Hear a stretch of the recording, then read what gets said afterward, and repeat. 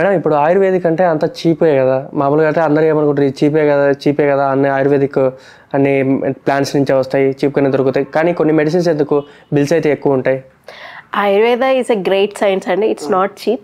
కొన్ని ప్రకృతిలో దొరికేవి అవి మీకు తక్కువ కాస్ట్లోకి వస్తాయి, కానీ ఆయుర్వేదం అంటే ఓన్లీ మనం ఒక్క హెర్బ్స్ నుంచే కాదు, లైక్ హెర్బో మినరల్ డ్రగ్స్ కూడా ఉంటాయి. అంటే లైక్ గోల్డ్ యూస్ చేస్తాం, పర్ల్స్ యూస్ చేస్తాం, డైమండ్స్ ఉంటాయి, సిల్వర్ మెడికేషన్స్ ఉంటాయి. ఈ మెడిసిన్ యాజ్ మన గోల్డ్ రేట్ ఎట్లా ఉంటుందో ఆ మెడిసిన్ కాస్ట్ కూడా అలాగే ఉంటుంది.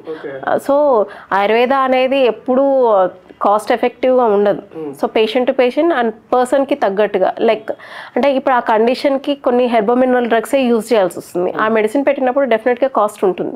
అండ్ ఇప్పుడు చాలామంది అంటారు ఏంటి మేడం 10 టాబ్లెట్స్కి 2000, డెఫినెట్గా ఉంటుంది. అందులో యూజ్ చేసే మెడిసిన్ ఖచ్చితంగా గోల్డ్ అండ్ సిల్వర్ కాంబినేషన్ ఉంటుంది, లేదంటే గోల్డ్ అండ్ పర్ల్స్ కాంబినేషన్ ఉంటుంది.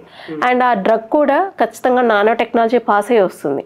అండ్ చాలామందికి ఒక మిత్ ఉంటుంది, ఇది ఏంటి హెర్బోమినరల్స్ వాడితే పేషెంట్కి కిడ్నీస్ డ్యామేజ్ అవుతుందండి. ఎవరు చెప్పారు? అసలు అలా ఏమీ ఉండదండి.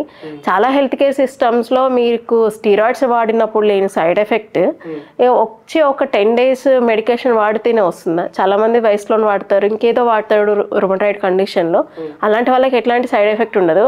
When they coming to Ayurveda side effects వస్తుంది అనేసి మీరు నోటీస్ చేస్తారు. How can you say that?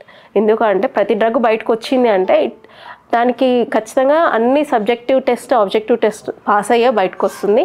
అందుకని ఇవన్నీ చాలా కాస్ట్ ఉంటాయి.